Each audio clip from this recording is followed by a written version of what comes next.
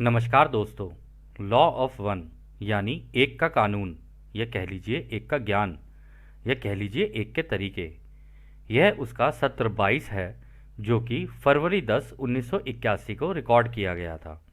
दोहराया जाता है कि इस किताब द्वारा दी गई सभी सूचनाएं और जानकारियां आप मान भी सकते हैं, जान भी सकते हैं, नज़रअंदाज भी कर सकते हैं और सिरे से खारिज या नकार भी सकते हैं, क्योंकि यह आपकी फ्री विल है, जो कि अनंत रचयिता द्वारा आपको दी गई है। एक बात और कही जाती है कि लॉ ऑफ वन पूरी तरह से सबके लिए फ्री है। यदि कोई इकाई या व्यक्ति इसको निजी स्वार्थ के लिए इस्तेमाल करे तो वह उसकी व्यक्तिगत जिम्मेदारी होगी। एक और बात कही जाती है कि यदि कोई व्यक्ति या इकाई इसको अपनी भाषा में परिवर्तित करके दूसरों से साझा करना चाहे तो वह भी ऐसा कर सकती है, क्योंकि यह भी उसकी फ्री विल है यदि वह ऐसा करना चाहे तो पहला सवाल डॉन करते हैं। कार्ला आपसे कुछ सवाल पूछना चाहती है। मैं सबसे पहले वो सवाल पूछना चाहूँगा। कार्ला जानना चाहती है कि उसे पूरे दिन में अलग अलग समय और स्थान में अगरबत्ती की खुशबू सी आती रहती है। उसका क्या कारण है? तो रा कहते हैं, कार्ला ने अपना पूरा जीवन दूसरों की सेवा में समर्पित किया है।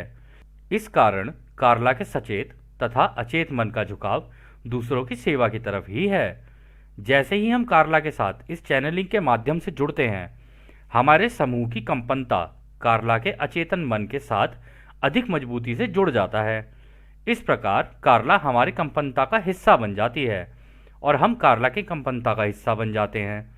यह चेतन स्तर पर होता है, वह स्तर जहां मन नीचे चेतना की जड़ों तक चला जाता है, जिसे आप कॉस्मिक कहते हैं। हमारी कंपनता का जो जुड़ाव होता है वह एक धीमी क्रिया है। इस कारण कार्ला इसे सचेत रूप से जान नहीं पाती है। हालांकि दोनों स्तरों पर सेवा के प्रति पूरा समर्थन होता है और सेवाएं जारी रहती हैं। अचेत मन द्वारा प्रतीकात्मक यानी सिंबॉलिक रूप से संकेत भेजे जाते हैं, क्योंकि कार्ला की सुनने की शक्ति अच्छी है। इस कारण यह जुड़ाव अनजाने में हो जाता है। कार्ला को इस तरह की खुशबू आती है।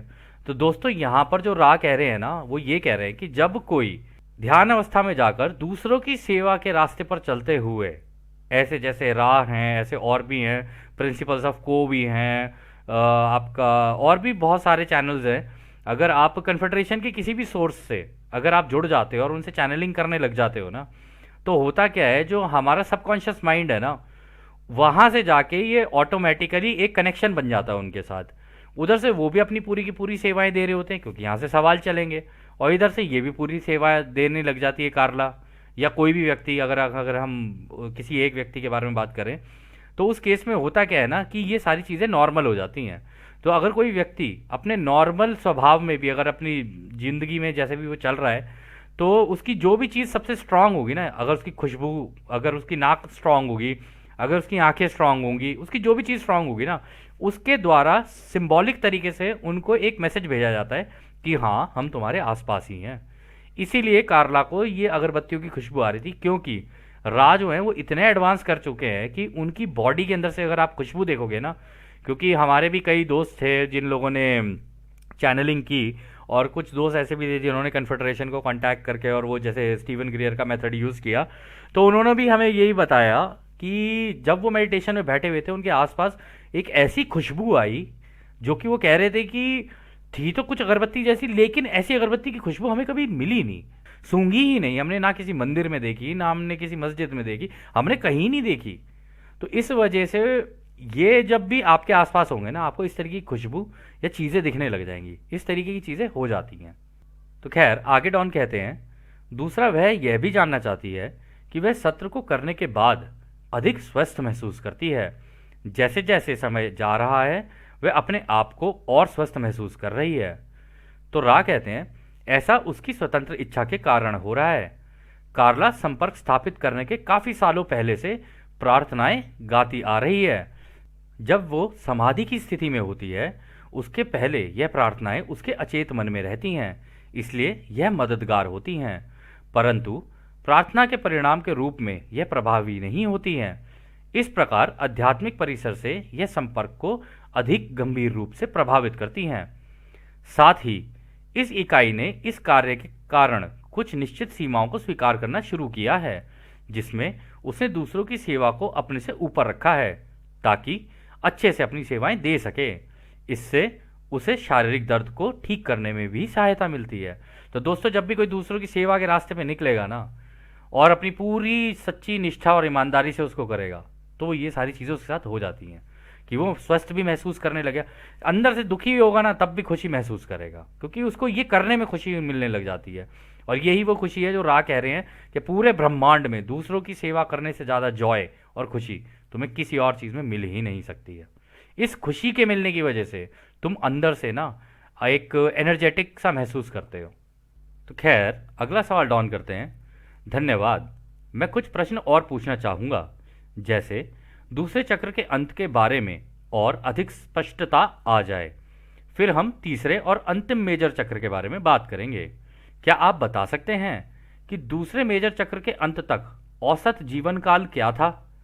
तो रा कहते हैं, दूसरे मेजर चक्र के अंत तक जीवन काल कुछ ऐसा था कि जैसे आप जानते हैं, जो लोग भौतिक रूप से अलग अलग आइसोलेटेड थे, उनकी कंपनता बुद्धिमान ऊर्जा के साथ अधिक सौहार्दपूर्ण हार्मनी की थी, तथा वे कम संघर्ष करने वाले बेलिकोस थे। वे लोग प्यार से रहते थे, इसलिए उनका जीवन काल भी अच्छा था। तो दोस्तों, यहाँ पर जो राह कह रहे हैं ना, आपने नोटिस भी किया होगा दोस्तों, छोटे छोटे समूह जो होते हैं ना, जैसे हमारे पूरे इस दुनिया मतलब इस ग्रह पर देख लो, कहीं कहीं पर ना ऐसी ऐसी सिविलाइजेशन है जो बहुत छोटी छोटी है। उनकी जो फैमिली मतलब पूरा जो समाज मिला लोगे मुश्किल से 30 लोगों का, किसी का 50 लोगों का, किसी का 60 लोगों का। तो ऐसी जगह पे ना एक दूसरे से प्रेम प्यार ना ज़्यादा रहता है। और ये आपको गाँव की साइड में, आपको क्या कहते हैं पहाड़ों में, इन जगहों पे आपको ज़्यादा दिखेगा। वो इसलिए क्योंकि छोटे छोटे कस्बे होते हैं, उसमें सब एक दूसरे के साथ प्यार से प्रेम से रहते हैं। लड़ाइयाँ वड़ाइयाँ ज़्यादा नहीं होती है, बेलिकोज वो कह रहे हैं ना, मतलब लड़ाकू इस तरीके की चीज़ें कम ही रहती हैं, क्योंकि ज़्यादातर जो बड़े लोग होते हैं ना, वो समझदारी से चीज़ों को सुलझाने की कोशिश करते हैं कि बातों से ही चीज़ों का हल निकल जाए। तो इस वजह से जब ऐसा होता है ना, तो उनकी जो वो होता है जीवन काल होता है, मतलब जो उनकी एज होती है ना, वो बढ़ जाती है। और अगर आप वैसे भी नोटिस करेंगे, आप देख लो, आप पहाड़ों के लोगों को देख लो, आप गाँव के लोगों को देख लो, जहाँ प्रेम प्यार जहाँ ज़्यादा होगा ना, वहाँ लोगों की जीवन की जो एज की जो लिमिट होती है ना, वो ज़्यादा ही होती है। उसका मेन कारण यही है। तो खैर, आगे डॉन कहते हैं, क्या आप बता सकते हैं कि दूसरे मेजर चक्र में उनकी आयु वर्षों में कितनी थी? तो रा कहते हैं, औसत शायद भ्रामक हो। यदि सटीकता से बताएं तो इनमें से कई एक जन्म में लगभग 35 से 40 वर्ष जीते थे, जो कि 100 वर्षों तक भी जाने की संभावना थी। तो दोस्तों, ऐसा नहीं था सेकंड साइकिल के एंड तक पहुंचते पहुंचते, क्योंकि कुछ लोग ऐसे मतलब ऐसी जगहों पर भी रहना पसंद करते होंगे जहाँ पे बड़े बड़े वो क्या कहते हैं मतलब समाज रहते हो, जैसे हमारे शहर होते हैं, शहरों में भी रहने वाले होंगे। तो वहाँ शहरों के लोगों के देखोगे उनका जीवन काल कम होता है, लेकिन संभावना 100 वर्षों तक जाने की थी। मतलब सेकंड साइकिल के एंड तक पहुंचते पहुंचते वहां पर भी यही हुआ कि 100 साल तक की रह गई फिर भी जीवन जो था उनका। तो खैर, आगे डॉन कहते हैं, फिर क्या मैं ये अनुमान लगा सकता हूं कि दूसरी 25,000 वर्षों की अवधि में 700 वर्षों से सीधा 100 वर्षों की कम की ये जो गिरावट आई है, उसका कारण दूसरों की सेवा में आई तीव्र कमी थी। क्या ये सही है? तो रा कहते हैं, ये कुछ भागों में सही है। दूसरे चक्र के अंत में इकाई या व्यक्ति द्वारा वो सबक जो इस घनत्वता में उन्होंने सीखने होते हैं, उनको ग्रहण करने की बढ़ती क्षमता के कारण जिम्मेदारी का कानून यानी लॉ ऑफ रिस्पॉन्सिबिलिटी प्रभावी होना शुरू हो गई थी। इस प्रकार इन इकाइयों ने युद्ध प्रिय प्रकृति व्यक्त करने के कई तरीके खोजे, जो न केवल जनजाति के रूप में, जिसे आप राष्ट्र कहते हैं, बल्कि व्यक्तिगत संबंधों में एक दूसरे के साथ भी लड़ने लगे। वस्तु विनिमय की अवधारणा ने कई मामलों में पैसे की अवधारणा को रास्ता दिया है। इसके अलावा स्वामित्व यानी ओनरशिप की अवधारणा ने एक व्यक्ति या समूह के आधार पर गैर स्वामित्व की अवधारणा पर प्रभुत्व हासिल कर लिया है, यानी कि अभी लोग ज्यादा भौतिकवादी मटीरियलिस्टिक हो गए। इस प्रकार हर इकाई ने कई तरीकों से या तो दूसरों की सेवा किया या फिर खुद की सेवा की, जिसमें दूसरों से हेरफेर भी शामिल था, यानी उनसे लालच या कह लीजिए उन्हें चीट करना भी शामिल था। हालांकि सभी को सारे सबक का ज्ञान था, जैसे कि साझा करने का सबक, देने का सबक, कृतज्ञता से प्राप्त करने का सबक। परंतु जब इसे व्यवहार में लाना होता था तो सभी इसे अस्वीकार कर देते थे, यानी कि उसे अपने जीवन का हिस्सा नहीं बनाते थे। इस प्रकार जो उन्होंने सीखा उसे अपने जीवन का हिस्सा नहीं बनाया, उससे सीखना सिखाना नहीं किया। इस कारण उनके जीवन काल में कमी आ गई, क्योंकि उन्होंने सम्मान कर्तव्य के तरीकों को स्वीकार नहीं किया। तो दोस्तों यहाँ पर जो रा कह रहे हैं ना, ये एक बहुत ही महत्वपूर्ण बात है। उन्होंने कहा देखो, 700 साल से 100 साल की ये जो गिरावट आई ना, उसका एक कारण है कि देखो, जब ये सेकंड साइकिल के एंड तक पहुंच रहे थे ना, तो ये पैसा जो था ना, ये घुस गया था बीच में। अब पैसा घुसने की वजह से एक लॉ और होती है जिसे कहते हैं लॉ ऑफ रिस्पॉन्सिबिलिटी, यानी जिम्मेदारी का कानून। कि मान लो अगर तुम्हारे पास ज़्यादा पैसा है, चलो ठीक है, एक बार को मान भी लेते हैं कि चलो तुमने पैसा कर लिया, अब तुम मटीरियलिस्टिक चीज़ों की तरफ ज़्यादा हो गए। भाई आज मेरे पास आईफोन होना चाहिए, मेरे पास ये होना चाहिए, वो होना चाहिए, गाड़ी ये चाहिए, अच्छा ये वाली गाड़ी नहीं है तो अब दूसरी गाड़ी लेनी है, ये सारी चीज़ें हो गई।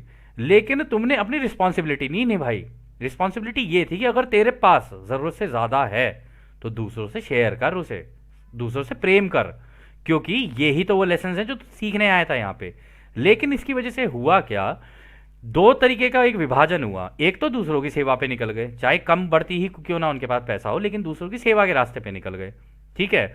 दूसरे वो थे जो अपनी ही सेवा के रास्ते पर निकल गए और पूरी तरीके से दूसरों की चीजों को भी कब्जाने लगे। उन्होंने कहा ना यहाँ पे कि हेर फेर भी शुरू हो गया, दूसरों की चीजों को कब्जाने लगे, उनसे उनकी जगहें खरीद लें, ये कर लें, वो कर लें, तो ओनरशिप हो गई। मतलब कि भाई ये सारा जो हिस्सा है, ये लैंड है, ये सारी मेरी, बाकी मैंने इन लोगों से खरीद ली है। अब जिनसे खरीद ली उनके कुछ दिनों बाद वो पैसा खत्म हो जाए तो उनकी जिंदगियां बेचारों की फिर वही हाल उनका।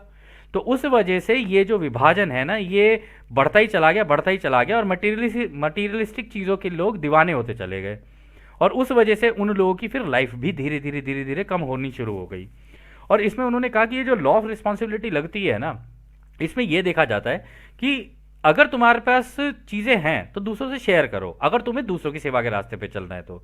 और अगर तुम्हारे पास चीज़ें हैं और तुम लॉ ऑफ रिस्पॉन्सिबिलिटी केवल उन लोगों के लिए समझते हो जिनकी सोच तुम्हारे जैसी है, यानी खुद की सेवा वाले, तो तुम उनके लिए जिम्मेदार हो, तुम इनके लिए जिम्मेदार नहीं हो फिर।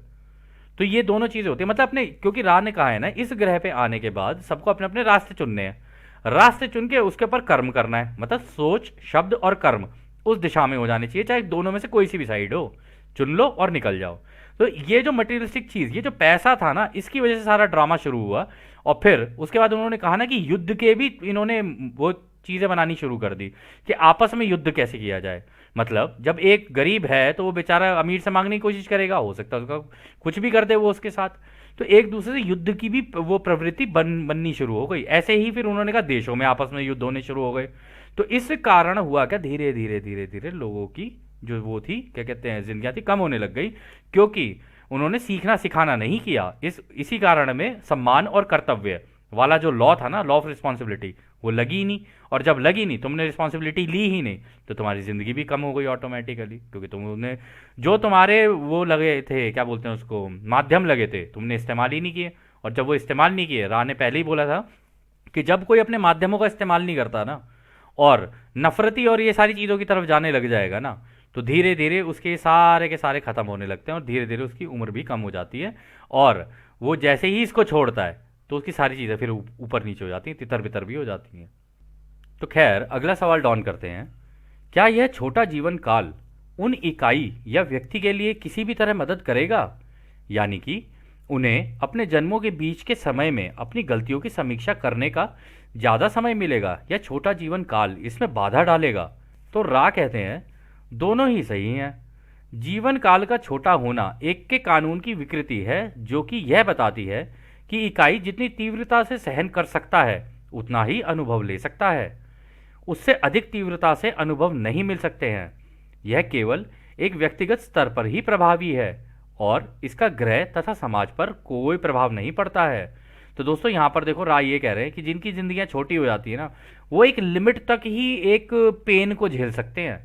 जब वो पेन ज़्यादा हो जाता है ना, तो उनकी ज़िंदगी धीरे धीरे धीरे धीरे कम होनी शुरू हो जाती है, क्योंकि वो अपनी लिमिट लगा के आए होते हैं कि भाई इससे ज़्यादा अगर मेरी ज़िंदगी में दुख हो जाए ना, तो भैया उठा ही लेना, मुझे कोई दिक्कत नहीं है, मेरे को नहीं करना इसके आगे कुछ भी काम। और इसका एक कारण ये भी होता है कि वो अपने दिमाग के अंदर यही बोलते रहते हैं 24 घंटे, ए भगवान तूने ऐसी ज़िंदगी दी ही क्यों, इससे अच्छा तो मर जाते तो ज़्यादा बढ़िया था, तूने कहाँ यहाँ नर्क में ला के डाल दिया हमें। वो कहते भगवान ये कह रहे मैंने डाला था नर्क में, खुद ने तो चुना है सारा कुछ और मेरे को बोल रहे हो तुम लोग सारी की सारी चीज़ें। अब जब चुन लिया है, दुख आ रहे हैं, तो अब यहाँ रोना धोना शुरू कर दिया तुम लोगों ने, तो इस वजह से उनकी जिंदगियां कम होनी शुरू हो गई। तो खैर, आगे रहा कहते हैं, इस प्रकार जीवन काल का छोटा होना एक इकाई को अनुभव की तीव्रता से निकालने के लिए आवश्यक है, जो कि तब होता है जब ज्ञान और प्रेम को अस्वीकार कर दिया जाता है और रचयिता की चेतना में वापस भेज दिया जाता है, बिना यह स्वीकार किए कि वह उसके खुद का हिस्सा है। इस कारण इकाई को उपचार की आवश्यकता और अपने जन्मों के अधिक मूल्यांकन इवैल्यूएशन की आवश्यकता पड़ती है। असत्यता यानी इनकरेक्टनेस इस सच्चाई में होती है कि उपयुक्त परिस्थितियों को देखते हुए आपके स्थान, समय, निरंतरता यानी कंटिन्यूम में यह काफी मददगार होता है, ताकि वह इस गहन इंटेंसिव कार्य को तब तक जारी रखें जब तक कि वह उत्प्रेरक या माध्यम से किसी निष्कर्ष तक नहीं पहुंचता है। तो दोस्तों, यहाँ पे जो रा कह रहे हैं ना, रा ये कह रहे हैं यहाँ पे, कह रहे देखो, इसका छोटा होने का एक रीजन ये भी है कि उसने रचयिता के ज्ञान और उसके प्रेम को अस्वीकार ही कर दिया है। वो कह रहा है भाई मुझे को चाहिए ही नहीं है, मुझे कोई मतलब नहीं है इस चीज से, और वो अपने आप को रचयिता से खुद ही दूर कर लेता है। कहता है जी मैं इसको मानता हूँ, उसको मानता हूँ, इसका ऐसा और उसका वैसा, ये मेरे से अलग, वो मेरे से अलग, इन्हीं कामों में फंस के रह जाता है वो, और जो एक अनंत रचयिता है उसे भूल जाता है। और इस कारण से, इस विभाजन के कारण से, वो खुद ही अपने आप को रचयिता से दूर कर लेता है। और जब वो अपने आप को रचयिता से दूर कर लेता है, उसकी जीवन छोटा हो जाएगा, और जब जीवन छोटा हो जाएगा तो इस कारण उसको इवैल्यूएशन यानी अपनी जिंदगी को जो देखने का जो वो होता है ना, उसका भी जो जो टाइम होता है ना, वो भी उसके लिए कम ही रह जाता है। कि तू सीखने तो यहाँ पर प्रेम प्यार आया था, है ना, और करने लग गया तू उल्टी काम। अब जब उल्टे काम करेगा तो उस केस में ऐसा ही होगा मेरे भाई, अब वापस ही आ जा, वापस आ, दोबारा देख अपनी फिल्म कि तू करने क्या गया था, फिर दोबारा अपने नए माध्यम लगा, दोबारा जा, दोनों में से एक साइड चूज कर ले, या तो इधर, या तो पूरा उधर हो जा, या पूरा इधर हो जा, बीच में मत लटकना, या तो ठंडा हो जा या गर्म हो जा, इन दोनों के बीच में रहा तो तू जब ग्रह खाली होगा तो नंबर पहले तेरा लगेगा, देख लियो। तो फिर इसके आगे वो ये कहते हैं कि देखो, असत्यता यानी इनकरेक्टनेस इसमें होती है कि उपयुक्त परिस्थितियों को देखते हुए आपके स्थान, समय, निरंतरता यानी कंटिन्यूम में काफी मददगार होता है। वो कह रहे हैं कि देखो, इनकरेक्टनेस इस चीज में है, मतलब इस चीज को कोई समझ नहीं पाता है कि जो गहन काम करना होता है ना, मतलब जो जितनी टफ सिचुएशन होती है ना, उसमें से अगर तुम निकल कर, चाहे कम वक्त में भी निकल जाओ, लेकिन इन दोनों में से कोई एक साइड चुन लो और उसकी तरफ अगर तुम्हारा झुकाव हो जाए, तो उस केस में तुम्हारी आगे निकलने की यानी अग्नि घनत्वता में जाने के लिए रास्ता बन जाता है। अब जब तुमने कोई ना ये चुन रहे ना वो चुन रहे, बीच में लटके जा रहे हो, कभी इधर हो जाते हो कभी उधर हो जाते हो, और उसका बीच में लटकने का कारण भी देखो दोस्तों ये होता है कि हर व्यक्ति ना अंदर ही अंदर ये भी जानता है अपने आप को कि यार मेरे को यहाँ से फायदा हो जाए, मेरे को यहाँ से फायदा हो जाए, ओहो यहाँ से मेरे को नुकसान ना हो, ओहो मेरा ये ना हो। अब या तो फायदा नुकसान देख ले, ठीक है, या ये देख ले कि भाई मुझे अगली डेंसिटी में जाना है या नहीं जाना है, क्योंकि अगर यहाँ के फायदे नुकसान देखे तो अगली डेंसिटी में नहीं पहुंच पाएगा, क्योंकि तू चुन ही नहीं रहा है कुछ भी, फायदे नुकसान के चक्कर में ही लगा हुआ है। तो देख, नुकसान भी होंगे फायदे भी होंगे, दोनों चीजें होंगी, लेकिन अपना संतुलन बना और निकलता चला जा, निकलता चला जा, यही बताने की कोशिश कर रहे हैं राय यहाँ पे। तो खैर, आगे अगला सवाल डॉन करते हैं। आपने दक्षिणी अमेरिका के समूह के बारे में बताया था कि वे दूसरे चक्र के अंत में कटाई के लायक हो गए थे। उनका औसत जीवन काल दूसरे चक्र के अंत में कितना था? तो रा कहते हैं, इन अलग थलग आइसोलेटेड समूह ने इस घनत्वता में लगभग 900 वर्ष तक औसत जीवन काल प्राप्त किया है। तो दोस्तों, आज भी देख लो आप, ऐसा नहीं है कि केवल ये वहीं पर ही हो रहा है, हमारे देश में भी देख लोगे आप, और भी कंट्रीज में देख लोगे, इसी प्लेनेट पे देख लोगे, है नहीं क्या लोग जो 100 200 300 साल भी आज भी जी रहे हैं। वो कैसे जी रहे हैं? वो तो बिल्कुल आइसोलेटेड है, वो तो नॉर्मल जनता से बिल्कुल ही दूर है, वो, उनको तो कोई मतलब ही नहीं है उनसे, अपना चुपचाप एक कॉर्नर में पड़े हुए हैं, अपना पानी में सत्तू घोला, वो पिया, पी के अपना बैठ गए और ध्यान अवस्था में बैठे हुए, बस घंटों घंटों ध्यान ही लगाए जा रहे हैं। और उसी ध्यान को करने की वजह से उनके अंदर ये सारी शक्तियाँ, ये पावर्स आ जाती हैं कि भाई वो लंबी लंबी जिंदगियाँ भी जी सकते हैं और भी बहुत सारी चीज़ें कर सकते हैं, जैसे कि मटेरियलाइजेशन, डीमटेरियल, ये सब चीज़ें नॉर्मली मिल ही जाती हैं, क्योंकि उन्होंने एक सच्ची तपस्या करके इसको हासिल किया है। अब जब किया है तो भाई उनको मिलना भी चाहिए ये चीज़, इसलिए ऐसा हो जाता है। तो खैर, अगला सवाल डॉन करते हैं। तो मैं यह मान रहा हूँ कि ग्रह का असर जो हम अभी महसूस कर रहे हैं, जिसके कारण हमारा जीवन काल छोटा हो चुका है, वह उस समय इतना मजबूत नहीं था कि उनकी जिंदगी को प्रभावित कर सके या उनके जीवन काल को छोटा कर सके। क्या यह सही है? तो रा कहते हैं, हाँ यह सही है। याद रखना अच्छा होगा कि उस समय अलग थलग रहना संभव था। तो दोस्तों, अलग थलग रहना यानी छोटे छोटे गुटों में रहना is a better option rather than ये कि पूरे के पूरे एक ऐसी जगह पे रहो जहां पे बहुत बड़ी बड़ी जो सिविलाइजेशंस हो। क्योंकि उस केस में क्या होता है ना, इतने ज्यादा सोच और इतनी ज्यादा चीजें चल रही होती है ना कि आप दोनों में से कोई भी रास्ता चुनोगे ना, आप कंफ्यूज हो गए होगे, या तो इधर हो जाओगे या उधर हो जाओगे, ऐसे बीच में इधर उधर झूलते रहोगे। लेकिन अगर आप छोटे छोटे गुटों में हो ना, तो आपका निकलना आसान है, क्योंकि छोटे छोटे गुट में आप लोगों के बीच में प्रेम प्यार ज्यादा रहेगा, ना कि बड़े बड़े गुटों में। तो आगे डॉन कहते हैं, लगभग कितने लोग उस समय पूरी पृथ्वी पर रहा करते थे, यानी कि जिन्होंने भौतिक रूप से किसी एक समय में जन्म लिया था।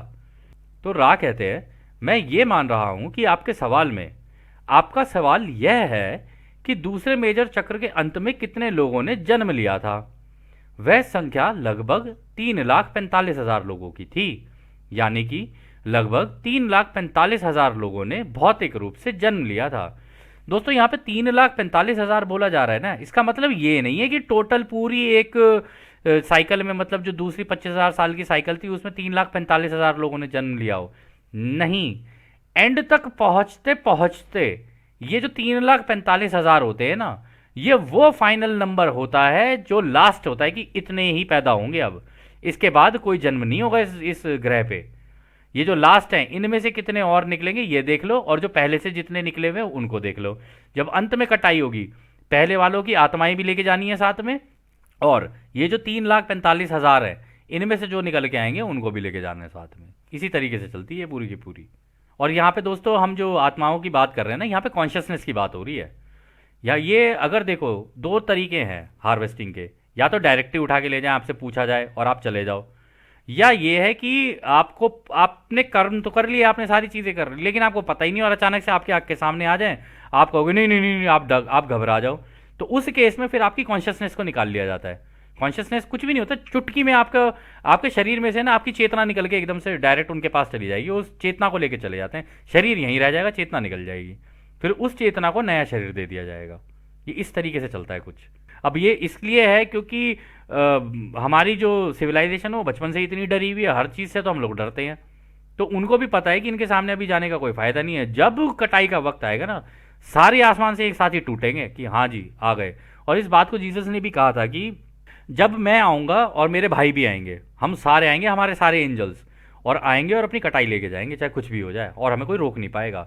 हम पत्थर पे पत्थर भी नहीं छोड़ेंगे, हम वो हाल करेंगे अगर कोई भी हमारे बीच में आया तो। अब जो भी है, अब आप समझ ही सकते हो इसका मतलब क्या है। रा ने पहले ही बोल दिया है, मतलब आगे रा बोल देंगे कि भाई ये जो युद्ध है ये तो हमारा है, अगर तुमने युद्ध मांग लिया तो हम तो युद्ध भी दे देंगे, तो सोच समझ के मांगना जो भी मांगोगे हमसे। तो खैर, आगे डॉन कहते हैं, उनमें से लगभग कुल कितने लोग थे जो कटाई के योग्य थे। तो रा कहते हैं, उस समय लगभग 150 लोग कटाई के योग्य थे। तो दोस्तों सोच लो, 25,000 साल की साइकिल में कटाई कितनों की हुई? केवल 150, केवल 150।